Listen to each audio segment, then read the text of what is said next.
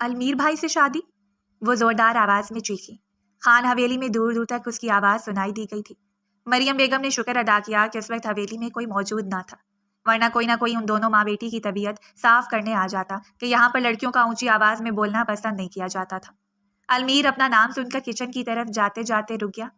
मीनू को मालूम था कि वो किचन की तरफ जा रहा है, इसलिए जानबूझकर ऊंची आवाज में बोली थी कि वो सुन ले। उसका ड्रामा अरूज पर था। अम्मी, आप मेरी बात कान खोल कर सुनिए। मैं हरगिज भी उस खड़ूस और हिटलर अलमीर भाई से शादी नहीं करूंगी।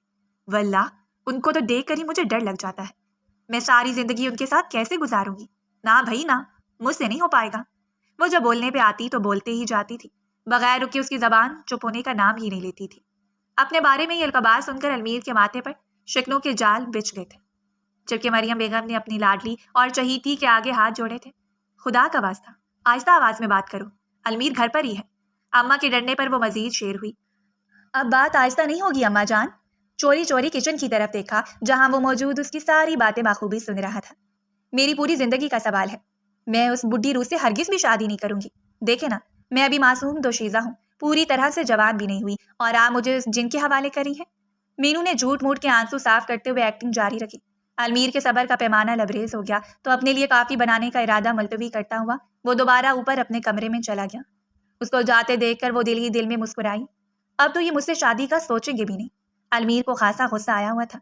बीजान को कहा भी था कि खानदान की इज्जत बचाने की खातिर मुझे बन्नी का बकरा मत बनाए, मगर उन्हें भी मेरे लिए पूरी दुनिया में वाहिद यही नमूना मिला था। बरबराते हुए उसने गुस्से से कुशन दूर फेंका था। दूसरी तरफ अम्मा मीनू को प्यार से समझाते हुए कह रही थी, देखो, तुम जानती हो हमारे खानदान में लड़कियों की गैर खानदान में शादी नहीं की जाती। तुम्हारे जोड़ का अब दूर दूर तक कोई नहीं, और तुम 18 की हो चुकी हो, तो सबका यही फैसला है कि तुम्हें अलमीर की दुल्हन बना दिया जाए। मीनू अब मजाक से हटकर संजीदा हो चुकी थी। देखिए अम्मा, मैं आप लोगों को बता रही हूँ कि मैं उनसे शादी नहीं कर सकती। पहली बात तो मैं उनसे 15 साल छोटी हूँ। अम्मा की गुड़ियाँ पाकर उसने जल्दी से बात बदली। मेरा मतलब है 12-13 वर्ष तो छोटी होंगी ना। वह आंखें पटपटाते हुए बोली। अम्मा ने दांत किचकिचाते हुए बस 11 वर्ष, हाँ वही 11 साल। अपनी अजीब लापरवाही वाले अंदाज में उसने कहना शुरू किया। तो प्यारी अम्मा, 11 साल काफी नहीं होते क्या? वो अगले साल पूरे 30 के हो जाएंगे, अब्बा लगेंगे मेरे। और दूसरी बात, वो मुझे हर वक्त डांटते रहते हैं, मुझे उनसे शादी नहीं करनी। और तीसरी वजह, वो अभी तीसरी वजह सोच रही थी कि अम्मा ने उसकी बात बीच में काट दी। तुम जितनी मर्जी वजूहात बयान कर लो, बीजान का फैसला अटल होता है, और ये तुम्हें मालूम ही है। अगर कुछ कर सकती हो तो जाकर उनकी मिन्नत कर लो। वो उसको फैसला सुनाकर उठकर वहां से चली गई, जबकि मीनू का तो सदमे के मारे बुरा हाल था। उसने तो कभी अलमीर को कजन का दर्जा नहीं दिया था, अब उसे शोहर का दर्जा देने को कैसे तैयार हो जाती। ऐ अल्लाह, मुझे इसे शादी से बचा ले। उसने दुपट्टा फैलाकर छत की तरफ देखा। जिस कदर सख्त इंसान है, उसने तो बात बात पर मुझे पर गुस्सा करके मुझे मार ही देना है। इधर से उधर चक्कर हुए उसका जरखेज दिमाग मुसलसल नए आइडियाज बनाने में मसरूफ था कि बीजान से किस तरह बात करके इस शादी को रोका जा सके।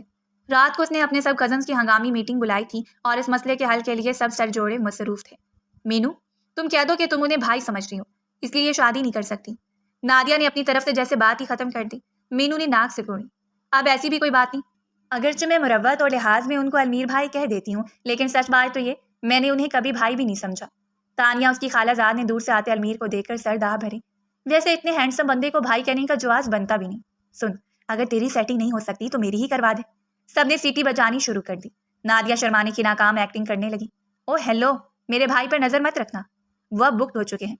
ये कहने वाली सानिया थी, अलमीर की सबसे छोटी बहन, जो मीनू से 1 साल बड़ी थी और उसकी निस्बत फुप्पो के बेटे के साथ हो चुकी थी। अगले साल उसका बाहर से आने का इरादा था, फिर उन दोनों की शादी हो जाती।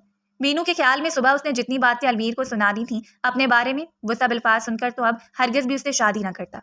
इसलिए वो मुतमिन थी, लेकिन बीजान ने मंगनी की तारीख 1 माह बाद की रखकर उसके सर पर बम ही फोड़ दिया था। वो किसी भी सूरत अलमीर की बीवी नहीं बनना चाहती थी, लेकिन उसके ना चाहने से कुछ भी नहीं हुआ और आहिस्ता आहिस्ता मंगनी के दिन भी करीब आते गए। बीजान तो साथ ही निकाह का भी कह रही थी, मगर अलमीर ने निकाह कुछ अरसे बाद का कहकर उसकी जान में जान डाली थी, वरना तो वो यही सोच सोच कर मरे जा रही थी कि वो इतनी जल्दी कैसे शादी जैसे रिश्ते को निभाने के काबिल हो सकती है। अलमीर को बाहर जाना था, इसीलिए बीजान उनका निकाह करना चाहती थी ताकि बाहर जाकर वो किसी और लड़की के चक्कर में ना पड़ जाए। मंगनी के बाद वो अपने तयशुदा मामूल के मुताबिक बाहर चला गया था, लेकिन पीछे जो मीनू की जान सूली पर टंग चुकी थी, तो वो यही फैसला कर चुकी थी कि अब ये मंगनी खत्म हो ही जानी चाहिए, क्योंकि बीजान उसकी शादी की तैयारियां शुरू कर चुकी थी। पहले मुझे अलमीर खान से बात करनी होगी और उन्हें मनाना होगा कि मंगनी खत्म कर दें। और तब उसे याद आया कि उसके मोबाइल में तो अलमीर का नंबर भी नहीं है। کچھ سوچتے ہوئے وہ ثانیہ کے پاس چلی آئی اور چوری چھپے اس کے موبائل سے علمیر کا نمبر نکال لیا۔ کتنی دیر اپنی ہمت جمع کرتی رہی تھی لیکن ہمت نہ ہوئی۔ دوسرے دن اس نے ڈرتے ڈرتے اسے میسج کیا تھا کہ وہ مناہل ہے اور اسے کوئی ضروری بات کرنا چاہتی ہے۔ وہ کتنی دن اس کے جواب کا انتظار کرتی رہی لیکن واٹس ایپ پر صرف ایک ہی ٹک لگا تھا، کہیں انہوں نے مجھے بلاک تو نہیں کر رکھا۔ لیکن پھر اس نے خود ہی اپنی اس سوچ کو جھٹک دیا کہ ایسا نہیں ہو سکتا تھا کیونکہ علمیر کے پاس بھی اس کا نمبر نہیں تھا، اور یہ بات اسے ثانیہ نے پورے یقین کے ساتھ بتائی تھی۔ وہ ثانیہ سے ایک دن باتوں باتوں میں پوچھنے لگی کہ علمیر کا کیا حال چال ہے، تو وہ بڑے پریشان لہجے میں بتانے لگی کئی دنوں سے علمیر بھائی سے رابطہ نہیں ہو رہا، امی ابو بھی بہت پریشان ہیں۔ پہلے تو ہر وہ دوسرے تیسرے دن فون کر کے اپنی خیریت سے آگاہ کر دیتے تھے، لیکن اب تو پورا ہفتہ ہی گزرنے والا ہے اور ان کی طرف سے کوئی میسج یا کال نہیں آئی۔ یہ سن کر مینو کو انجانی سی خوشی ہوئی۔ اللہ کرے وہ گم ہو گئے ہوں، میری جان تو چھوٹے گی۔ ثانیہ کو دکھانے کے لیے اس نے چہرے پر جھوٹی ٹینشن طاری کر لی، تو وہ اسے ریلیکس کرتے ہوئے کہنے لگی تم کیوں ٹینشن لے رہی ہو، وہ باہر کے ملک ہے اور تمہیں تو پتہ ہے وہاں پر انسان کتنا مصروف ہوتا ہے، مل جائے گی ان کی خیریت کی اطلاع، پریشان مت ہو۔ وہ چپ چاپ اس کے پاس سے اٹھ کر اپنے کمرے میں آ گئی اور خوشی کے مارے ڈانس کرنے لگی۔ پریشان ہوتی ہے میری جوتی، میں تو خوش ہوں اور بہت خوش ہوں۔ وہ جھومتے ہوئے مست انداز میں اپنے آپ سے باتیں کر رہی تھی۔ کاش وہ ایسا گم ہو کہ کبھی واپس ہی نہ آئے، کم سے کم میری جان تو چھوٹے گی۔ آئے بڑے ہٹلر کی جانشین مجھ سے شادی کرنے والے۔ وہ خوش تھی کہ جیسا وہ سوچ رہی ہے ویسا ہی ہوگا، لیکن اس کی خوشیوں کی عمر بہت تھوڑی تھی۔ ابھی چند دن ہی گزرے تھے کہ وہ سب ہو گیا جو اس کے وہم و گمان میں بھی نہیں تھا۔ وہ اپنے کمرے میں آرام سے کارٹون دیکھ رہی تھی جب باہر سے شور ہنگامی کی آواز آئی۔ میں تو یہاں ہوں، پھر باہر کون سی آفت مچی ہوئی ہے؟ اپنا دوپٹہ لاپرواہی سے گلے میں ڈالتے ہوئے وہ ننگے پیر ہی باہر چلی آئی اور آگے کا منظر اس کے ہوش اڑا دینے کو کافی تھا۔ سامنے ہی علمیر ایک گوڑی چٹی انگریز لڑکی کے ساتھ کھڑا تھا۔ ایک منٹ میں ہی مینو نے ساری کہانی سوچ لی کہ ضرور علمیر باہر جا کر اس گوڑی لڑکی سے شادی کر چکا ہے اور اسے واپس لے آیا ہے، تبھی سب گھر والے شور مچا رہے ہوں گے۔ پھر وہ سوچ کر مسکرائی، سب نے تو شور مچا لیا ہے، اب میری باری ہے، مجھے بھی تو تھوڑا سا سچا ہونا پڑے گا نا کہ مجھے کتنا دکھ ہوا ہے۔ وہ اونچی آواز سے چلائی، آپ نے شادی کر لی؟ آپ میرے ساتھ ایسا کیسے کر سکتے ہیں؟ میں پچھلے 6 ماہ سے آپ کے نام کی انگوٹھی پہن کر آپ کی واپسی کی راہ تک رہی ہوں اور آپ اس گوڑی کو میری سوتن بنا کر لے آئے۔ اما نے اس کا بازو پکڑ کر اسے جھنجھوڑا، مناہل ہوش میں ہو، کیا فضول باتیں کر رہی ہو؟ علمیر نے بھی خاصی ناگواری سے اسے دیکھا تھا۔ مناہل اتنی جلدی اپنے ڈرامے کو ختم نہیں کر سکتی تھی۔ اپنا بازو چھڑاتے ہوئے وہ علمیر کے سامنے جا کھڑی ہوئی۔ آپ میرے ساتھ دھوکہ کر کے خود آرام سے نہیں رہ سکتے۔ میں آپ دونوں کو بددعا دیتی ہوں کہ آپ دونوں کے بچے انتہائی کالے پیدا ہوں، بلکہ نہیں، یہ والی بددعا ٹھیک نہیں۔ میں یہ بددعا دیتی ہوں کہ جس طرح آپ نے مجھے دھوکہ دے کر اس گوری سے شادی کر لی ہے، یہ بھی آپ کو دھوکہ دے کر یہیں کسی کالے سے شادی کر لے۔ ہائے ہائے ربا، میں تو لٹی گئی۔ وہ بغیر سوچے سمجھے جو منہ میں آ رہا تھا بولے جا رہی تھی اور سب گھر والوں کا پارا ہائی ہو رہا تھا۔ مناہل، مناہل کیوں اپنے ہاتھوں سے اپنی قبر کھود رہی ہو؟ ثانیہ اس کے کانوں میں آ کر انتہائی غصے سے بولی اور اسے بازو سے پکڑ کر زبردستی گھسیٹتے ہوئے اپنے ساتھ کمرے میں لے گئی۔ ہاں مجھے پتا چل گیا ہے، تم بھی اپنی اس گوری بھابھی کو دیکھ کر اب میرے ساتھ دگا کرو گی، تم سب ہو ہی ایک جیسے دھوکے باز۔ مناہل نے لگے ہاتھوں ثانیہ کو بھی 2-4 باتیں سنا دی۔ ثانیہ نے تنگ آ کر اس کے بازو پر ایک تھپڑ رسید کیا، بس کرو، اب تم نے ایک بھی فضول بات کی تو مجھ سے مار کھاؤ گی۔ وہ چپ ہو کر بیٹھ گئی۔ ثانیہ نے ماتھے پر ہاتھ رکھ لیا، ایک تو یہ لڑکی بھی نا بنا سوچے سمجھے بولے جاتی ہے، اب اتنا بڑا ڈرامہ کر کے خود آرام سے بیٹھ گئی ہے۔ وہ بڑبڑائی، اب ایسے کیا بولے جا رہی ہو؟ مینو نے معصومیہ سے آنکھیں پٹپٹاتے ہوئے کہا تو ثانیہ اپنا غصہ بمشکل کنٹرول کرتے ہوئے بولی، یہ جو باہر تم تماشا لگا کے آئی ہو نا، تمہارا انجام کیا ہوگا؟ یہ سوچ کر مجھے افسوس ہو رہا ہے۔ تم جانتی بھی ہو کہ تم نے کیا کیا ہے؟ مینو پھر سے غصے والے انداز میں کہنے لگی، جو کیا ہے تمہارے بھائی نے کیا ہے، شادی کر کے آ گیا ہے اور میں بولوں بھی نا؟ ثانیہ نے ہاتھ اٹھا کر اسے مزید بولنے سے روکا، وہ بھائی کی بیوی نہیں ہے، سمجھ آئی؟ ان کی کولیگ ہے جو پاکستان بس گھومنے پھرنے اور سجاول کی شادی اٹینڈ کرنے کی نیت سے آئی ہے۔ اب شاک ہونے کی باری مینو کی تھی۔ کیا وہ تمہارے بھائی کی بیوی نہیں ہے؟ الفاظ جیسے اس کے حلق میں ہی اٹکنے لگے تھے۔ ثانیہ نے دانت پیستے ہوئے کہا، جی ہاں، اور تم نے جو باہر ہنگامہ مچایا تھا تو بی جان اب تمہاری جو کلاس لیں گی وہ تو لیں گی، مگر علمیر بھائی کے غصے سے کیسے بچو گی؟ اب تم سوچو۔ ثانیہ اس کو ڈرا کر غصے سے باہر چلی گئی تھی اور پیچھے مینو کا سوچ سوچ کر برا حال تھا کہ اب اس کے ساتھ کیا ہوگا۔ حسب توقع بی جان نے اسے بہت ڈانٹا تھا اور پورا آدھا گھنٹہ وہ ان کا لیکچر سر جھکائے خاموشی سے سنتی رہی تھی اور فرق تو اسے ذرا بھی نہیں پڑا تھا، مگر ان کی آخری بات نے اسے چونکا دیا۔ وہ کہہ رہی تھی کہ جا کر علمیر اور اس لڑکی سے معافی مانگو۔ کوئی اور ہوتا تو وہ ایک کان سے کر دوسرے کان سے نکال دیتی، مگر بی جان کا حکم تو پتھر پر لکیر ہوتا تھا۔ وہ چپ چاپ باہر لان میں چلی آئی جہاں پر علمیر اور وہ لڑکی دونوں چائے پی رہے تھے۔ درمیان میں لیپ ٹاپ کھلا ہوا تھا اور شاید کوئی ڈسکشن ہو رہی تھی۔ منہ پھلائے ہوئے وہ ان کے قریب جا کر کھڑی ہو گئی۔ علمیر نے سر اٹھا کر اسے دیکھا اور سوالیہ نظروں سے پوچھا کہ یہاں پر آنے کا مقصد؟ اس نے بڑی مشکل سے ہمت جمع کی اور آنکھیں بند کرتے ہوئے کہا، سوری۔ اسے ایک لفظ سے آگے وہ مزید کچھ کہہ بھی نہیں سکتی تھی۔ المیر نے سر ہلاتے ہوئے کہا، تمہیں سوری کہنا بھی چاہیے، تم نے بہت غلط الفاظ بولے۔ اس نے اتنا ہی کہا تھا کہ موبائل پر بیل ہونے لگی۔ وہ ایکسکیوز می کہتا ہوا دور جا کر فون سننے لگا۔ اس کے دور جانے کے بعد مینو نے غور سے اس لڑکی کو دیکھا جو موبائل پر مصروف نظر آ رہی تھی۔ ہو تو تم کافی پیاری، تم نے ان سے شادی کیوں نہ کی بھلا، کر ہی لیتی۔ مینو کے خیال میں اس لڑکی کو کہاں اردو آتی تھی، مگر وہ چلنے پر مجبور ہو گئی جب اس لڑکی نے کہا، ہاں کر لیتی اگر المیر مانتا تو۔ مینو کا چہرہ سفید پڑ گیا۔ وہ اکلاتے ہوئے بولی، آپ کو اردو آتی ہے؟ کل کا سارا ڈرامہ اس کے ذہن میں تازہ ہو گیا۔ اس کا مطلب ہے میں نے کل جو کچھ بھی کہا وہ اس لڑکی کو سب سمجھ آ گیا تھا۔ اف، اس نے آنکھیں میچی۔ کل کے لیے بہت زیادہ سوری۔ وہ لڑکی ہنسنے لگی۔ نہیں، سوری کی ضرورت نہیں، تم بہت دلچسپ لڑکی ہو۔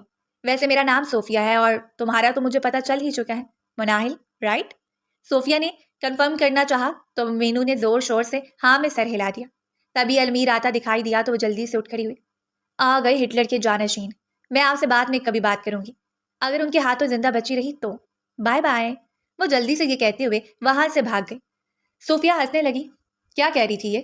المیر نے کرسی پر بیٹھتے ہوئے شگفتگی سے پوچھا تو وہ مسکرا دی۔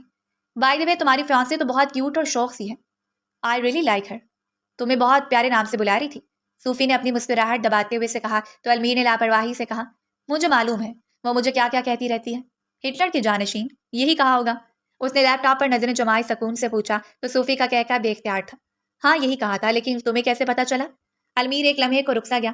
یہ تو اس نے بھی کبھی نہیں سوچا تھا کہ اسے مینو کی اتنی چھوٹی چھوٹی باتوں کا بھلا کیسے پتا ہے۔ وہ سب چھوڑو، تم یہ بتاؤ کہ اس پروجیکٹ کے لیے ہمیں مزید کتنے ٹیم ممبرز کی ضرورت ہو سکتی ہے؟ وہ بات کو دوسرے رخ پر لے جا کر موضوع بدل گیا۔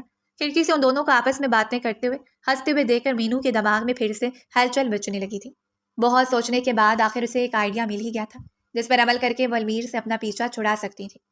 اب اسے بس سجاول کی شادی کے فنکشنز کا انتظار تھا جو 2-3 دنوں میں ہی شروع ہونے والے تھے۔ سجاول مینو کا چچا زاد تھا اور المیر کے بعد سب کا چہیتا اور لاڈلا۔ اس کے فنکشنز کی بہت گرینڈ تیاری کی گئی تھی اور بہت سارے مہمان بلائے گئے تھے۔ سب شادی شدہ کزنس آ چکی تھیں۔ خان حویلی میں رونق لگ چکی تھی۔ سب کزنس نے آپس میں ڈیسائیڈ کر کے مہندی کے لیے ہرے اور پیلے رنگ کے غرارے سلوائے تھے، مگر مینو کو سب کے جیسا دکھنا سخت ناپسند تھا، اس لیے اس نے ہلکے نارنجی رنگ کا لہنگا پہنا تھا۔ ہم رنگ جولری اور ہلکے پھلکے میک اپ کے ساتھ وہ سب سے جدا اور الگ دکھ رہی تھی۔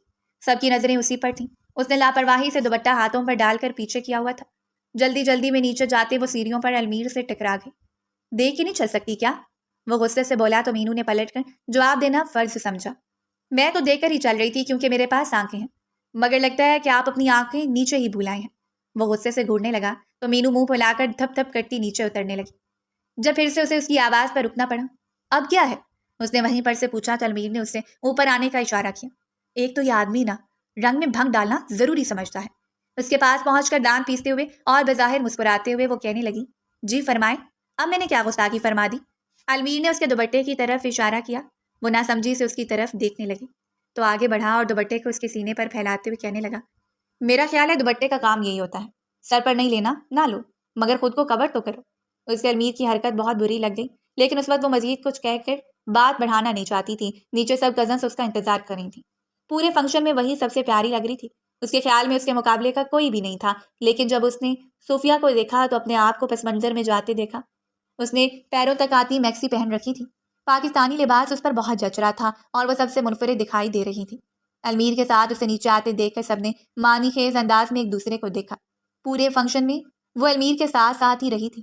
مینو ان دونوں کو دیکھ کر مسکرانے لگی۔ اسے اپنا پلان کامیاب ہوتا نظر آ رہا تھا۔ وہ چاہتی تھی یہ دونوں زیادہ سے زیادہ ایک دوسرے کے ساتھ وقت گزاریں تاکہ المیر کی دلچسپی صوفیہ میں بڑھنے لگے اور وہ پھر کر اس کو چھوڑ کر صوفیہ سے شادی کر لے۔ اگلے دن کے لیے اس نے ایک خوبصورت سی نیٹ کی کالے رنگ کی ساڑی کا انتخاب کیا تھا۔ ساڑی پہن کر اور میک اپ کر کے جب کمرے سے باہر آئی تو اس کی بڑی بہن زویا پہلے تو اسے دیکھ کر حیران رہ گئی اور کہنے لگی، ماشاءاللہ کتنی پیاری لگ رہی ہو، لیکن پھر کچھ خیال آنے پر بولی، مینو یہ ساڑی اتار دو، تمہیں المیر خان کا پتہ تو ہے، وہ تمہیں اس لباس میں دیکھے گا تو غصہ کرے گا۔ المیر کے نام پر مینو کے موقع کا ذائقہ بدل گیا۔ منہ کے زاویے بگاڑ کر بولی، کیوں؟ وہ میرے ابو لگتے ہیں کیا جو میں ان کے ڈر سے اب اپنی پسند کا لباس پہننا ہی چھوڑ دوں؟ اپنی دھن میں پیچھے ہوتے ہوئے اسے پتہ ہی نہیں چلا کہ کب وہ پیچھے کھڑے المیر سے ٹکرا گئی۔ یہ جلاد اس وقت کیوں مجھ سے ٹکرا گئے ہیں؟ میرا سارا دن برا گزرے گا۔ دل ہی دل میں اسے برا بھلا کہتے وہ ایک طرف سے جانے لگی تو المیر نے اس کا راستہ روک لیا۔ زویا ایکسکیوز می کہتے ہوئے پاس سے گزر گئی تو مینو کو غصہ آیا کہ اپنی بہن کو اکیلے جلاد کے پاس چھوڑ دی۔ المیر آگے بڑھا اور اس کا پلو نیچے گرا کر بولا، میں تمہارا کون لگتا ہوں یہ تو تمہیں بھی اچھے سے پتا ہے. یہ انگوٹھی شاید تم نے میرے نام کی ہی پہنی ہوئی ہے. اس کا ہاتھ سختی سے اپنے ہاتھ میں لیتے ہوئے وہ طنزیہ انداز میں بولا. مینو کو اس کا یہ لہجہ بہت برا لگا. ایک جھٹکے سے اس نے اپنا ہاتھ چھڑایا اور بولی، یہ پلو نیچے ہی کرنا تھا میں نے بھی. وہ جانے لگی تھی کہ اس نے ایک بار پھر سے ہاتھ پکڑ کر روکا اور ایک دم سے وہ اس کے بے حد قریب آ کر اس کے سینے سے ٹکراتے ٹکراتے بچی. وہ اس کے تھوڑا اور قریب ہوا. مینو کی سانسیں تھمنے لگی. اس نے آگے کو ہو کر اس کے بلاؤز کی ہک بند کی تو وہ شرمندہ ہو کر رہ گئی. اس نے کتنی بار اماں کو کہا بھی تھا کہ بلاؤز کی ہک ڈھیلی ہے، اس کو بدل دیں، لیکن کسی نے شادی کی مصروفیات میں اس کی بات کو اہمیت ہی نہیں دی. پھر مجبوراً اسے ساڑی ویسے ہی پہنی پڑی. بہتر ہے یہ لباس بدل لو، گمبھیر انداز میں کہتا ہوا وہ اس کے پاس سے گزر کر چلا گیا. المیر خان، مجھ پر جتنی روک ٹوک کرنی ہے آج کے دن تک کر لو. کل تو تمہیں میرا پیچھا چھوڑنا ہی ہوگا. کل جو میں کرنے والی ہوں اس کی تو تمہارے فرشتوں کو بھی خبر نہیں ہوگی. وہی منہ میں بڑبڑاتے ہوئے وہ لباس تبدیل کرنے چلی گئی. اگلے دن کا سورج چڑھا تو وہ اپنے پلان کو لے کر خاصی پرجوش تھی. اس کا دل تیزی سے دھڑک رہا تھا.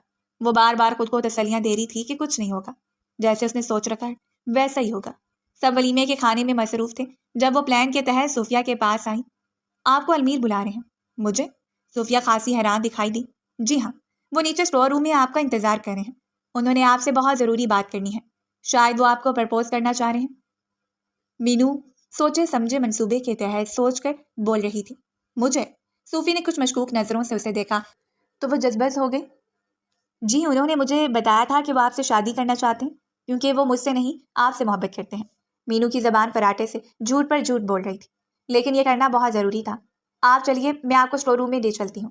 وہ تابیداری سے یوں گویا ہوئی جیسے اس کا کام ہی یہی ہو. صوفیہ خوش ہو گئی. چلو، لیکن پہلے مجھے واش روم جا کر اپنا میک اپ درست کرنے دو. صوفیہ واش روم چلی گئی تو اس نے پلان کے اگلے حصے پر کام شروع کیا. ایک ویٹر کو اشارے سے پاس بلایا اور المیر کی تصویر دکھا کر کہا، ان کو جلدی سے تلاش کر کے پیغام دو کہ بی جان ان کو نیچے اسٹور روم میں بلوا رہی ہیں. کچھ ضروری سامان اوپر لانا ہے، جلدی جاؤ. وہ جانتی تھی المیر بی جان کا سن کر فوراً سے پہلے اسٹور روم میں پہنچے گا. صوفیہ واش روم سے باہر نکلی تو اسے لے کر تیزی سے نیچے اسٹور روم میں چلی آئی. المیر کہاں پر ہے؟ وہ کچھ پریشان نظر آئی تو مینو اسے تسلی دیتے ہوئے کہنے لگی، میں ان کو لے کر آتی ہوں. انہوں نے کہا تھا پہلے آپ کو یہاں پر پہنچا دوں پھر وہ نیچے آئیں گے. یہ دیکھیں. اس نے صوفیہ کی توجہ کمرے کی طرف کروائی تو وہ حیران رہ گئی. جگہ جگہ پر گلاب اور موتیے کے پھول بکھرے ہوئے تھے. کمرے کے سارے سامان کو ایک طرف کر کے آگے خوبصورت پردہ ڈال دیا گیا تھا اور اس پردے پر انگریزی حروف تہجی کے غباروں سے ول یو میری می لکھا گیا تھا. المیر نے یہ سارا انتظام آپ کے لیے ہی کیا ہے. میں نے کہا نا کہ وہ آپ سے شادی کرنا چاہتے ہیں، تو دیکھ لیں یہ ثبوت. مینو نے لگاوٹ سے کہا. اب اسے المیر کا انتظار تھا. وہ دل ہی دل میں سوچنے لگی، بس اب المیر صاحب اس کمرے میں آ جائیں تو میں جلدی سے باہر سے دروازہ بند کر دوں گی اور اوپر جا کر سب کو کہوں گی کہ وہ نیچے صوفیہ کو پرپوز کر رہے ہیں. پھر سب اپنی آنکھوں سے دیکھ لیں گے کہ یہ مجھ سے نہیں صوفیہ سے شادی کرنا چاہتے ہیں اور آخر بھی جان کو یہ رشتہ توڑنا ہی ہوگا. اپنے پلان کو دل ہی دل میں دہراتے ہوئے بہت مسرور لگ رہی تھی. اس کے خیال میں یہ ایک بالکل پرفیکٹ پلان تھا جس کے لیے وہ پچھلے 2 دنوں سے محنت کر رہی تھی. تبھی صوفیہ کے موبائل پر رنگ ہوئی تو وہ معذرت خانہ انداز میں مینو کو دیکھ کر بولی، 1 منٹ، گھر سے کال ہے، میں ان کو کہہ دیتی ہوں، بعد میں رابطہ کرتی ہوں فری ہو کر. وہ دروازے کے پاس جا کر بات کرنے لگی اور مینو پھولوں کی سجاوٹ ٹھیک کرنے لگی. اسے اندازہ ہی نہیں ہوا کہ کب صوفیہ بات کرتے کرتے وہاں سے باہر چلی گئی. جب کسی کے قدموں کی چاپ سنائی تھی تو وہ چونک کر پلٹی. پیچھے کھڑے ایک اجنبی لڑکے کو دیکھ کر وہ چونک گئی. آپ کون اور یہاں کیا کر رہے ہیں؟ وہ لڑکا اسے دیکھ کر مسکرایا. میں اپنے ایک دوست کے ساتھ یہاں مہمان بن کر آیا ہوں. مینو نے ناگواری سے اسے دیکھا. تو یہاں پر کیا کر رہے ہیں؟ اوپر جاؤ، یہ گھر کا حصہ ہے، اجنبی لوگوں کو اجازت نہیں یہاں آنے کی. اس نے سخت لہجہ اختیار کیا. اتنے سخت انداز کے بعد تو مینو کے خیال میں اس لڑکے کو شرافت دکھانی چاہیے تھی اور اوپر چلے جانا چاہیے تھا، مگر وہ اس کے راستے میں دیوار بن کر کھڑا ہو گیا اور اسے بھی اوپر جانے سے روک دیا. ارے اتنی پیاری سجاوٹ کیا آپ نے میرے لیے کی ہے؟ مینو کو کچھ غلط ہونے کا احساس ہوا. اس نے دھکا دے کر اس لڑکے کو پیچھے کیا اور ایک طرف سے گزرنا چاہا، مگر اس لڑکے نے مینو کا بازو پکڑ کر اسے اپنے پاس کھینچ لیا. جی، میں نے کہا جاتی کہاں ہیں آپ؟ خود ہی بلاتی ہیں اور خود ہی منہ پھیر کر چلی بھی جاتی ہیں، یہ ٹھیک تو نہیں ہے. مینو نے پھٹی پھٹی آنکھوں سے اسے دیکھا. تمہارا دماغ خراب ہو گیا ہے، میں نے تمہیں کبھی دیکھا بھی نہیں تو تمہیں بلاؤں گی کیسے؟ میرا خیال ہے تمہیں کوئی غلط فہمی ہوئی ہے. مجھے جانے دو ورنہ میں چلا چلا کر سب کو اکٹھا کر لوں گی. تمہارا بہت برا حشر ہوگا کہ تم اپنے پیروں پر یہاں سے جانے کے قابل نہیں رہو گے. وہ لڑکا کمینگی سے ہنسنے لگا. دیکھا جائے گا، فی الحال میں تو تمہیں دیکھنا چاہتا ہوں. اس نے مینو کے دونوں ہاتھ زور سے پکڑ لیے تھے اور اسے دیوار کے ساتھ لگا دیا تھا. تبھی کچھ شور اور ہنگامی کی آوازیں سنائی تھیں. ایسا لگ رہا تھا جیسے کوئی اوپر سے نیچے آ رہا ہے. مینو اپنے آپ کو چھڑاتے ہوئے بولی، کوئی نیچے آ رہا ہے، آنے دو، ذرا پھر میں تمہاری اچھی کلاس لگواؤں گی۔ وہ حیران تھی کہ یہ کون ہے اور اس کے پیچھے کیوں پڑ گیا۔ اس کے ہاتھ سختی سے اس لڑکے کے ہاتھوں میں تھے اور تبھی سب اوپر سے آتے ہوئے دکھائی دے۔ بی جان، اماں بابا جان، زویا، ثانیہ اور باقی سب۔ ان سب کو آتے دیکھ کر اس لڑکے نے جلدی سے مینو کے ہاتھ چھوڑ دیے۔ وہ فخریہ انداز میں مسکرائی اور دل ہی دل میں کہا، اب ڈر گیا نا میرے سب خاندان والوں کو دیکھ کر؟ وہ بھاگ کر اپنی ماں کے پاس جانے لگی تھی کہ بی جان آگے بڑھی اور اس کے منہ پر زور سے تھپڑ رسید کیا۔ مناہل، تجھے شرم نہیں آئی ایک غیر لڑکے کو گھر میں بلا کر اس کے ساتھ رنگرلیاں مناتے ہوئے؟ ان کے الفاظ تھے یا خنجر جو مناہل کو اپنے پورے جسم کو چیٹتے ہوئے محسوس ہوئے۔ بی جان، یہ آپ کیا کہہ رہی ہیں؟ میں تو اس لڑکے کو جانتی بھی نہیں، یہ کون ہے؟ ابھی وہ بات کر ہی رہی تھی کہ وہ لڑکا اس کی بات بیچ میں کاٹ کر کہنے لگا، مناہل تم ایسا کیوں کہہ رہی ہو؟ دیکھو، ڈرنے کی بات نہیں ہے، تم مجھ سے پیار کرتی ہو اور میں تم سے، آج سب کو بتا دو۔ مناہل نے انتہائی حیران ہو کر اس لڑکے کو دیکھا۔ وہ اس قدر بکھلا گئی تھی کہ اسے کچھ سمجھ نہیں آ رہا تھا کہ وہ کیا کہے۔ یہ لڑکا جانے اسے کیوں پھنسانے پر تلا ہوا تھا۔ تم جو کوئی بھی ہو، جھوٹ کیوں بول رہے ہو؟ میں تو تمہیں جانتی بھی نہیں۔ اس لڑکے نے اپنی جیب سے موبائل نکالا اور مناہل کی کچھ تصویریں سب کو دکھاتے ہوئے کہنے لگا کہ اگر یہ مجھے جانتی نہیں تو پھر میرے پاس اس کی تصویریں کہاں سے آ گئیں؟ اس نے یہ سب مجھے خود بھیجی ہیں۔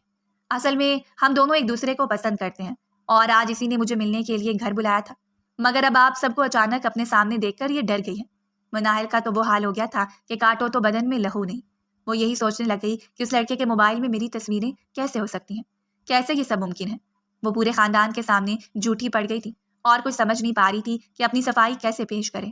بی جان اور باقی سب کی نظروں میں موجود نفرت دیکھ کر اس کا دل چاہا کہ زمین پھٹے اور وہ اس میں سما جائے۔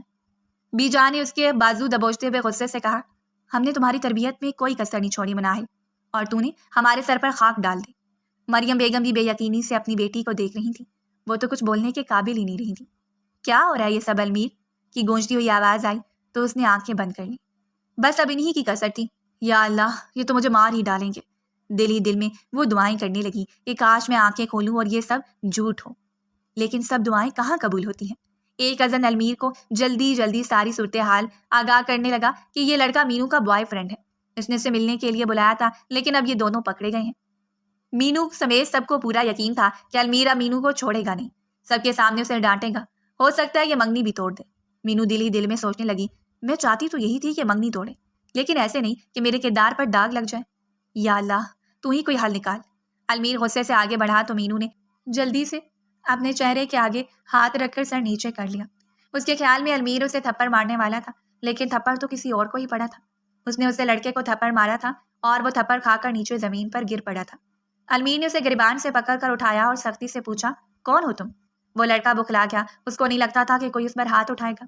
ہکلاتے ہوئے کہنے لگا، میں مناہل کا بوائے فرینڈ ہوں، ہم دونوں ایک دوسرے کو پسند کرتے ہیں۔ رٹے رٹائے انداز میں وہ بولنے لگا اور اپنا فون آگے کر کے کہنے لگا، یہ دیکھو، مناہل نے خود مجھے یہ تصویریں سینڈ کی ہیں۔ المیر ایک لمحے کو چپ ہو گیا تو اس لڑکے کو اپنی فتح کا یقین ہو گیا، لیکن دوسرے ہی لمحے المیر نے ایک تھپڑ پھر سے اس کے گال پر مارا تھا۔ تم کہو گے اور میں مان لوں گا۔ پھر وہ باقی سب کی طرف مڑا اور اونچی آواز سے کہنے لگا، اور آپ سب لوگ کیسے اس کی بات مان سکتے ہیں؟ مناہل ضدی ہے، خود سر ہے، بدتمیز بھی ہے، لیکن بد کردار نہیں ہے، اور مجھے اس کے کردار پر رتی برابر بھی شک نہیں ہے۔ اس جیسے 10 لڑکے بھی آ کر مجھے مناہل کے خلاف ثبوت فراہم کریں گے تو میں کبھی یقین نہیں کروں گا۔ مینو تو اس کو اپنے حق میں بولتا دیکھ کر ساکت رہ گئی تھی۔ وہ خواب میں بھی نہیں سوچ سکتی تھی کہ المیر خان اس کے حق میں گواہی دے گا۔ المیر، یہ سب تو دیکھو، یہ کیا ہے؟ چچی نے سب کی توجہ کمرے کی حالت کی طرف کروائی تھی۔ یہ جگہ جگہ بکھرے پھول اور یہ پرپوزل، یہ سب؟ المیر نے پیچھے مڑ کر دیکھا۔ ایک لمحے کے لیے بس اس کی گرفت اس لڑکے سے ہٹی تھی اور اس لڑکے نے موقع کا فائدہ اٹھاتے ہوئے وہاں سے دوڑ لگا دی تھی۔ وہ چچی جان کے چہرے پر واضح شگوک و شبہات تو دیکھ سکتی تھی۔ اب وہ کیسے سب کو بتاتی کہ یہ سب سجاوٹ اس نے المیر کو اور صوفیہ کو پھنسانے کے لیے کی تھی، اور وہ نہیں جانتی تھی کہ کوئی اور اس کو پھنسانے والا ہے۔ اس سے پہلے کہ وہ کچھ اور کہتی، المیر کی بات نے اس کو ہلا کر رکھ دیا تھا۔ چچی جان، یہ سب میں سجاوٹ میں نے کروائی تھی مناہل کے لیے۔ میں اس کو پرپوز کرنا چاہ رہا تھا، کیونکہ بی جان کافی عرصے سے کہہ رہی تھی کہ ہمیں شادی کر لینی چاہیے۔ اپنی منگیتر کے لیے سجاوٹ کرنا کچھ ایسا برا فعل نہیں کہ مجھے شرمندگی کا اظہار ہو۔ میں نے ہی کسی کو کہہ کر مینو کو بہانے سے نیچے بھجوایا تھا، اور میں خود بھی نیچے آنے والا تھا، مگر جانے کہاں سے وہ لڑکا ٹپک پڑا اور یہ سب ہو گیا۔ سب چپ ہو کر رہ گئے تھے۔ المیر کی اتنی لمبی وضاحت کے بعد کسی کا کچھ بولنا بنتا ہی نہیں تھا، اور مینو کو تو سمجھ ہی نہیں آ رہا تھا کہ المیر کا شکریہ کیسے ادا کرے گی۔ جہاں سب اس کے خلاف ہو گئے تھے، وہ اکیلا اس کے حق میں کھڑا ہوا تھا، اور کیوں؟ یہ وہ سمجھنے کے باوجود بھی سمجھ نہیں پا رہی تھی۔ اس کا دماغ جیسے معاف ہو کر رہ گیا تھا۔ بی جان نے مناہل کو اپنے ساتھ لگایا اور کہا، بیٹا ہمیں معاف کر دینا، ہمیں غلط فہمی ہو گئی تھی، جانے وہ خبیث کون تھا اور یہ سب کیوں کرنا چاہ رہا تھا۔ المیر کے اس کے حق میں بولنے کے بعد سب کا لہجہ زہر سے شہد میں بدل چکا تھا۔ میرا خیال ہے سب کو اب اوپر جانا چاہیے، مہمان ابھی اوپر ہی موجود ہیں۔ میں ابھی اور اس وقت سب کی موجودگی میں المیر اور مناہل کا نکاح کرنا چاہتی ہوں۔ مناہل نے چونک کر المیر کی طرف دیکھا تھا۔ اس کے خیال میں تو المیر صاف صاف منع کر دیتا، لیکن وہ خاموش تھا اور وہ تو اب کچھ کہنے کے لائق ہی نہیں بچی تھی۔ تھوڑی دیر میں سب مہمانوں کی موجودگی میں وہ مناہل المیر خان بن چکی تھی۔ المیر کے تاثرات سے وہ اندازہ لگانے سے قاصر تھی کہ وہ اس وقت کیا محسوس کر رہا ہے۔ صوفیہ بھی اسے کہیں نظر نہیں آ رہی تھی۔ انہی سب سوچوں کے بیچ کب اسے المیر کے کمرے میں پہنچا دیا گیا اسے پتہ ہی نہیں چلا۔ المیر 11 سال کا تھا جب اس نے پہلی بار ننھی مناہل کو گود میں لیا تھا، اور تبھی بی جان ہی اس کے کانوں میں یہ بات ڈالتی تھی کہ یہ تمہاری دلہن ہے، اور پھر وقتاً فوقتاً اس کے کانوں میں یہی بات ڈالی جاتی رہی۔ بچپن سے جوانی تک اس نے مینو کو اپنی ذمہ داری ہی سمجھا تھا، اور یہی وجہ تھی کہ وہ چاہتا تھا کہ وہ غیر سنجیدگی اور شوخیوں کو چھوڑ کر تھوڑی میچور ہو جائے۔ اس کو مینو کا ہر وقت گھر میں ہنگامہ مچائے رکھنا اور باتیں کرنا اچھا لگتا تھا، لیکن اس نے منہ سے یہ کبھی نہیں کہا تھا۔ وہ نہیں چاہتا تھا کہ اس کا روب مینو پر کم ہو جائے۔ کبھی کبھی اس کا دل چاہتا تھا کہ وہ بھی اس کے ساتھ اس کی شرارتوں میں حصہ لے، اس کے ساتھ بیٹھے باتیں کرے، لیکن چونکہ یہ سب اس کی فطرت میں نہیں تھا تو وہ عموماً چپ ہی رہتا۔ سب کو مینو کے 18 سال کے ہونے کا انتظار تھا تاکہ ان دونوں کی شادی کر دی جائے۔ جیسے جیسے مینو بڑی ہوتی جا رہی تھی، المیر کو بی جان کے اس فیصلے پر شک ہوتا جا رہا تھا کہ یہ رشتہ صحیح بھی رہے گا یا نہیں، کیونکہ ان دونوں کے مزاج میں زمین آسمان کا فرق تھا۔ دوسری طرف وہ یہ بھی چاہتا تھا کہ یہ رشتہ مینو کی رضامندی سے ہی ہو۔ اس دن جب سب گھر پر نہیں تھے اور مریم بیگم مینو کی شادی کے لیے منا رہی تھیں، تو اس نے مینو کی ساری گوہر افشانیاں اپنے کانوں سے سنی تھی کہ کیسے وہ اس کو برے برے القابات سے نواز رہی تھی اور شادی سے منع کر رہی تھی۔ اس نے بھی بی جان کو صاف کہہ دیا کہ وہ مجھ سے شادی نہیں کرنا چاہتی، تو آپ اس پر زبردستی نہ کریں، لیکن بی جان نے اس کی بات کو چٹکی میں اڑا دیا۔ ارے وہ تو شروع سے ہی نادان اور بڑبولی ہے، یوں ہی بولتی رہتی ہے، تم اس کی باتوں کو دل سے نہ لگایا کرو، جب شادی ہو جائے گی تو تیر کی طرح سیدھی بھی ہو جائے گی۔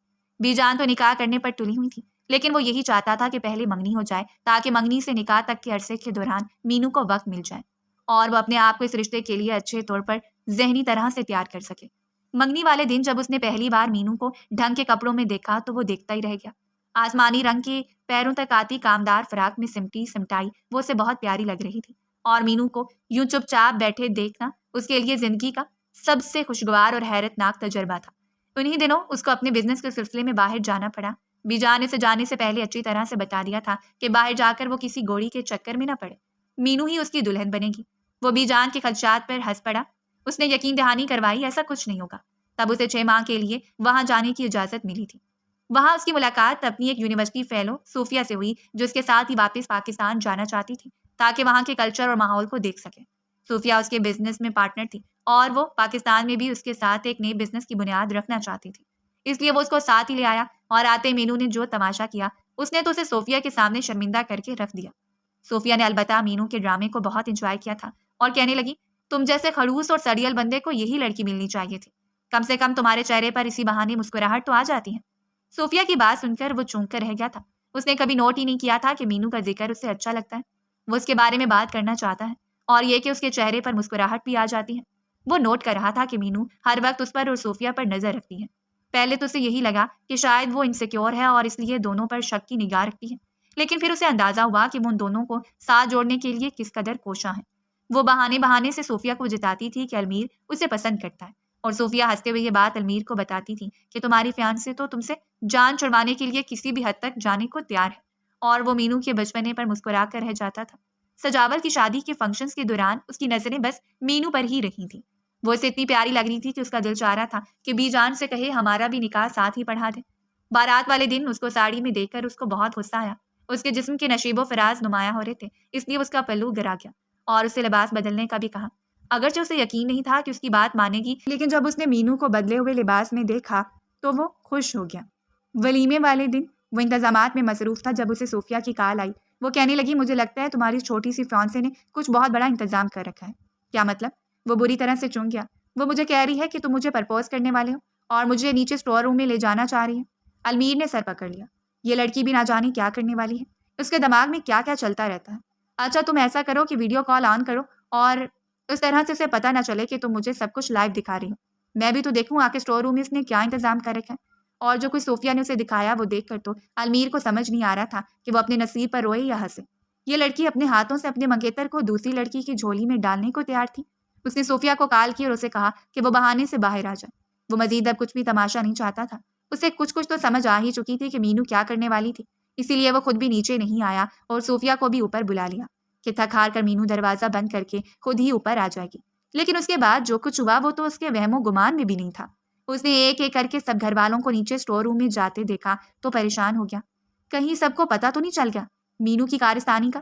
وہ جلدی سے بھاگتا ہوا نیچے آیا تھا اور آگے کے منظر نے تو اس کا خون کھلا دیا تھا۔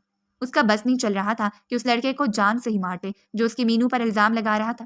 اگر وہ لڑکا بھاگ کے نہ جاتا تو اس کے منہ سے ہی اگلوا لیتا کہ اس نے یہ سب کس کے کہنے پر کیا ہے، لیکن اسے خود پر یقین تھا کہ جلد یا بدیر وہ اس لڑکے کو ڈھونڈ کر مینو کی سچائی سب پر ثابت کر دے گا۔ بی جان اگر اسی وقت نکاح کا نہ کہتی تو وہ خود کہہ دیتا۔ نکاح کے بعد وہ کمرے میں آیا تو مینو کو پریشان دے کر اس نے اپنے رشتے کو وقت دینے کا سوچا۔ مینو نے جو ہی دروازہ کھولنے کی آواز سنی تو وہ چونک کر رہ گئی۔ جانے المیر اب اسے کیا کیا باتیں سنائے گا۔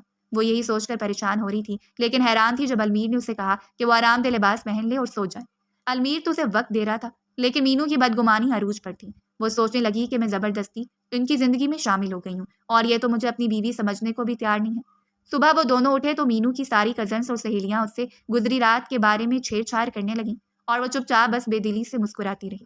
مینو کا دل تھا کہ وہ المیر کے ساتھ ہی ناشتہ کرے، لیکن پتہ چلا کہ وہ ایک ضروری کام سے صوفیہ کے ساتھ کہیں باہر جا چکا ہے۔ المیر کو صوفیہ نے کہا بھی تھا کہ اس کی نئی شادی ہوئی ہے تو وہ ابھی تھوڑا وقت اپنی بیوی کو دے، وہ یہ پروجیکٹ خود ہینڈل کر لے گی، لیکن وہ ساری ذمہ داری اس اکیلی پر نہیں ڈالنا چاہتا تھا اور کچھ مینو کو بھی احساس دلانا چاہتا تھا، اس لیے وہ اس کو چھوڑ کر صوفیہ کے ساتھ باہر آ گیا۔ دوپہر کے وقت وہ دونوں واپس آ گئے۔ مینو نے المیر کو صوفیہ کے ساتھ ہنستے مسکراتے اور باتیں کرتے ہوئے دیکھ کر دل میں سوچا، میرے ساتھ تو ان جناب نے کبھی مسکرا کر بات نہیں کی۔ پھر وہ خود ہی اپنے آپ کو ڈپٹ کر پوچھنے لگی کہ میں ان کے بارے میں ایسا کیوں سوچ رہی ہوں؟ میں اچھے سے جانتی ہوں یہ شادی ان کی مرضی کے خلاف ہوئی ہے اور میری بھی، تو میں کیوں سوچوں ان کے بارے میں؟ بی جان نے اگلے دن ہی ان کا ولیمہ بھی رکھ دیا تھا۔ المیر کو اتنی خوبصورت وہ آج سے پہلے کبھی نہیں لگی تھی اور اب تو وہ اس کی بیوی تھی، تو دل اپنے آپ ہی اس کی طرف کھینچا جا رہا تھا، لیکن اس نے بڑی مشکل سے اپنے آپ کو کنٹرول کیا۔ وہ کمرے میں آیا تو مینو کا دل تیزی سے دھڑکنے لگا۔ سب نے ہی کہا تھا کہ آج تو المیر اس کے حسن پر فدا ہی ہو جائے گا اور اس کی تعریف بھی کرے گا اور اپنی محبت کا اظہار بھی، لیکن ایسا کچھ بھی نہیں ہوا تھا۔ وہ انتظار ہی کرتی رہ گئی۔ المیر نے نرمی سے اسے اپنا لباس بدلنے کی تلقین کی اور لیپ ٹاپ پر مصروف ہو گیا۔ اگرچہ وہ شروع سے ہی المیر سے شادی نہیں کرنا چاہتی تھی، لیکن نے کہا کہ دو بولوں نے اس کا دل بدل کر رکھ دیا تھا۔ اب وہ چاہتی تھی کہ المیر اس کی طرف توجہ کرے، اس کے ساتھ محبت سے پیش آئے، وہ ڈھیر ساری باتیں کریں، لیکن یہ سارا کچھ جب وہ صوفیہ کے ساتھ کرتا تو وہ اندر سے بھسم ہو کر رہ جاتی۔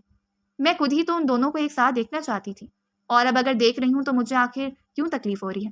میں ہی تھی نا جو ان دونوں کا نکاح کروانا چاہتی تھی تاکہ مجھے المیر سے شادی نہ کرنی پڑے، تو اب اگر وہ دونوں ایک ساتھ ہیں تو آخر مجھے کیوں برا لگ رہا ہے؟ وہ اپنی سوچوں سے خود ہی گھبرا جاتی۔ آخر تم مناہل کو اگنور کیوں کر رہے ہو؟ آفٹر آل وہ تمہاری بیوی ہے۔ وہ دونوں کلائنٹ کے ساتھ میٹنگ کرنے ریسٹورنٹ میں آئے ہوئے تھے، تبھی صوفیہ نے اسے اچھا خاصا ڈانٹ دیا تھا۔ المیر ہنس دیا۔ تم مینو کو نہیں جانتی ہو، میں جانتا ہوں۔ وہ اس وقت گلٹ میں ہے اور میں چاہتا ہوں کہ اس کا گلٹ تھوڑا اور بڑھے تاکہ اسے اپنی پرانی تمام غلطیوں کا احساس ہو جائے۔ میں چاہتا ہوں کہ وہ خود میری طرف بڑھے۔ صوفیہ سر جھٹک کر رہ گئی۔ ایک تو یہ مرد بھی نہ جانے کیوں اتنی مشکل باتیں کرتے ہیں۔ وہ اتفاق سے اسی ریسٹورنٹ میں اپنے دوستوں کے ساتھ آئی ہوئی تھی اور صوفیہ کے ساتھ اسے دیکھ کر مینو سے وہاں رکا نہیں گیا، تو بہانے سے دوستوں کو لیے وہاں سے چلی آئی۔ ان دونوں کی زندگی یوں ہی گزر رہی تھی جیسے دو اجنبیوں کی گزرتی ہیں۔ وہ کمرے میں آتا اور لیپ ٹاپ پر مصروف ہو جاتا اور وہ اس کی طرف دیکھتی رہتی کہ شاید وہ لیپ ٹاپ سے نظریں ہٹا کر اسے کچھ وقت دے، اس کے ساتھ بات کرے، لیکن ایسا کچھ بھی نہ ہوتا تو وہ دل محسوس کر رہ جاتی۔ ایک دن وہ یوں ہی بیٹھی ہوئی تھی کہ اس کی خالہ زاد نادیہ چلی آئی۔ مینو تم نے کیا حال بنا رکھا ہے اپنا؟ کہیں سے بھی نہیں لگ رہا تم نئی شادی شدہ ہو۔ مینو کا دل بھر آیا۔ نادیہ نے پیار سے اس کو گلے لگایا۔ تم مجھے بتا سکتی ہو، اپنے دل کا بوجھ ہلکا کر لو، ہو سکتا ہے میں تمہیں اچھا مشورہ دے سکوں۔ وہ رونے لگی اور نادیہ کو سب بتا دیا کہ کیسے المیر اسے شادی کے پہلے دن سے ہی اگنور کر رہا ہے اور صوفیہ کو توجہ دے رہا ہے۔ نادیہ نے اسے تسلی دی، فکر مت کرو، سب ٹھیک ہو جائے گا، لیکن ایسے رونے دھونے سے نہیں، تمہیں کچھ کرنا ہوگا۔ ایسے ہاتھ پر ہاتھ دھرے بیٹھی رہو گی تو کچھ حاصل نہیں ہوگا۔ مجھے کیا کرنا ہے؟ مینو نے بے چینی سے سوال کیا۔ نادیہ نے حل پیش کرتے ہوئے کہا، جیسے وہ تمہیں جیلس فیل کرواتے ہیں ویسے ہی تم بھی کرواؤ، تم بھی اگنور کرو۔ یاد رکھو جتنا دور جاؤ گی وہ اتنا ہی پاس آئیں گے۔ مینو کو نادیہ کی باتیں دل کو لگ رہی تھی اور اس نے فیصلہ کر لیا تھا کہ وہ ایسا ہی کرے گی۔ دوسری طرف المیر پوری کوشش کر رہا تھا کہ وہ کسی بھی طرح سے اس لڑکے کو ڈھونڈ نکالے۔ وہ نہیں چاہتا تھا کہ مستقبل میں پھر سے ایسا کوئی مسئلہ سر اٹھائے۔ سارے دن کا تھکا ہارا کمرے میں آیا تو مینو سو رہی تھی۔ وہ حیران ہوا کیونکہ جب تک وہ نہیں جاتا تھا وہ جاگتی ہوتی تھی۔ اس نے پریشانی سے سوچا کہیں مینو کو بخار تو نہیں ہو گیا۔ آگے بڑھ کر اس کے ماتھے پر ہاتھ رکھا، بخار نہیں تھا تو مطمئن ہو کر پیچھے ہٹ گیا۔ ایک ہی بیڈ پر یوں سے دوری بنا کر رکھنا المیر کے لیے کتنا مشکل تھا یہ وہی جانتا تھا۔ مینو سو نہیں رہی تھی بلکہ سونے کی اداکاری کر رہی تھی تاکہ وہ المیر کا ری ایکشن چیک کرے، اور وہ دل ہی دل میں مسکرا دی جب اس نے المیر کو اپنے لیے فکر کرتے دیکھا۔ یعنی نادیہ بالکل ٹھیک کہہ رہی تھی، میں جتنا اس سے دور جاؤں گی یہ اتنا میرے قریب آئے گا۔ بس اب مجھے کسی بھی طریقے سے صوفیہ کو المیر سے دور کرنا ہوگا۔ وہ اب یہی کرتی، المیر کو نظر انداز کرنا شروع ہو گئی تھی، اور المیر کو اپنی مصروفیات میں اندازہ ہی نہیں تھا کہ مینو کے دماغ میں کیا چل رہا ہے۔ اس دن وہ لان میں ہی بیٹھی تھی جب نادیہ گھبرائی اس کے پاس آ گئی اور کہنے لگی، تم آرام سے بیٹھی ہو، تمہیں پتہ بھی ہے کہ تمہاری زندگی میں کیا طوفان آنے والا ہے۔ مینو گھبرا گئی، ایسی بھی کیا بات ہے؟ نادیہ نے ادھر ادھر دیکھا اور کہنے لگی کہ میں نے سنا ہے المیر اور صوفیہ دونوں آپس میں شادی کرنے والے ہیں۔ مینو ہکا بکا رہ گئی، نفی میں ساری لاتے ہوئے کہنے لگی، ایسا نہیں ہو سکتا، تمہیں کوئی غلط فہمی ہوئی ہے۔ نادیہ نے افسوس سے اسے دیکھا، مینو تم بس سوچتی رہنا اور کچھ کرنا نہیں، اگر اپنا گھر بچانا چاہتی ہو تو جو میں کہہ رہی ہوں وہ کرو۔ مینو نے اس کی بات سن کر سر ہلا دیا۔ المیر اور صوفیہ اپنے بزنس کے کامیاب آغاز پر بہت خوش تھے، اور المیر کا ارادہ تھا کہ اب کافی عرصہ گزر چکا ہے اور اب تک مینو کی عقل آ گئی ہوگی تو ان دونوں کو اپنے نئے رشتے کا آغاز کر ہی لینا چاہیے۔ اس نے بازار سے مینو کے لیے ڈائمنڈ کی رنگ خریدی اور مسرور سا گاڑی میں آ کر بیٹھ گیا کہ تبھی فون کی گھنٹی بجی۔ دوسری طرف اس کا خاص آدمی پرویز تھا۔ وہ کہنے لگا، سر، وہ جس لڑکے کی معلومات آپ نے مجھے دی تھیں اور کہا تھا کہ اس کو تلاش کرنا ہے، وہ لڑکا مل گیا ہے، میں نے اسے سب اگلوا لیا ہے۔ وہ کسی نادیہ نامی لڑکی کا نام لے رہا ہے کہ اس نے ہی اسے پیسے دیے تھے یہ سب کرنے کے لیے۔ المیر چونک کر رہ گیا، فوری طور پر جیسے کچھ ذہن میں نہیں آیا کہ کون نادیہ، ان کے خاندان میں تو ایسی کوئی لڑکی نہیں تھی۔ پھر ذہن پر زور ڈالتے اسے مینو کی خالہ زاد یاد آئی جو آج کل ان کے گھر میں بہت آنا جانا کر رہی تھی۔ وہ غصے سے گاڑی گھماتا ہوا گھر آ گیا۔ اس کا ارادہ تھا کہ سب گھر والوں اور مینو کے سامنے نادیہ کی اصلیت کھول دے اور مینو کی سچائی ثابت کرے۔ اس نے پرویز کو اس لڑکے کے بھی حویلی لانے کو کہہ دیا۔ جیسے ہی وہ گھر پہنچا تو ایک اور قیامت اس کی منتظر تھی۔ پتہ چلا کہ مینو گھر میں کہیں بھی نہیں ہے۔ اماں بھی اور مریم بیگم تو روئے جا رہی تھیں، پتہ نہیں میری بچی کہاں پر چلی گئی، میں نے پورے گھر میں دیکھ لیا لیکن اس کا کہیں بھی نام و نشان نہیں ہے۔ المیر نے نادیہ کو دیکھا جو جھوٹی پریشانی کا ناٹک کر رہی تھی اور سیدھا اس کے سر پر پہنچتے ہوئے چلایا، میں جانتا ہوں کہ تم نے ہی کچھ کیا ہوگا مینو کے ساتھ۔ مریم بیگم چم کر دیکھنے لگی اور ناگواری سے اس کو دیکھ کر کہا، تم میری بھانجی کو یہ سب کیوں کہہ رہے ہو؟ تو وہ نادیہ کی طرف دیکھ کر طنزیہ انداز میں کہنے لگا، چاچی پوچھیں اپنی بھانجی سے کہ آخر اس کو مینو سے کیا دشمنی ہے کہ اس نے اس کے خلاف اتنی بڑی پلاننگ کی۔ آپ جانتی ہیں اس دن وہ لڑکا جو نیچے اسٹور روم میں آیا تھا اسے نادیہ نہیں بھیجا تھا کہ جا کر وہ مینو کو بدنام کرے۔ یہ سن کر سب کے ساتھ ساتھ نادیہ کی رنگ بھی اڑ گئے۔ اس نے تو یہ سوچا ہی نہیں تھا کہ وہ کبھی پکڑی جائے گی۔ وہ لڑکا بھاگ چکا تھا اور اسے یقین تھا وہ کبھی ہاتھ نہیں آئے گا، مگر ساری بازی پلٹ گئی تھی۔ اس نے بات سنبھالنے کی کوشش کرتے ہوئے کہا، نہیں ایسا نہیں ہے، تمہیں غلط فہمی ہوئی ہے، میں نے ایسا کچھ بھی نہیں کیا ہے۔ المیر غصے سے اس پر ہاتھ اٹھاتے اٹھاتے رک گیا، میری تربیت نہیں ہے عورتوں پر ہاتھ اٹھانے کی، میں تم سے پوچھ رہا ہوں کہ مینو کہاں پر ہے۔ المیر کو پورا یقین تھا کہ مینو کی گمشدگی کے پیچھے نادیہ کا ہی ہاتھ ہو سکتا ہے، اور اس کا اندازہ ٹھیک تھا۔ وہ ڈرتے ہوئے کہنے لگی کہ وہ میری ایک دوست کے اپارٹمنٹ میں ہے، میں نے اسے کہا تھا کہ وہ کچھ دن گھر سے دور رہے تاکہ سب گھر والوں کو اور خاص کر المیر کو اس کی اہمیت کا اندازہ ہو سکے، لیکن اصل میں مقصد یہ تھا کہ وہ ایسا کر کے سب کے دل سے اتر جائے۔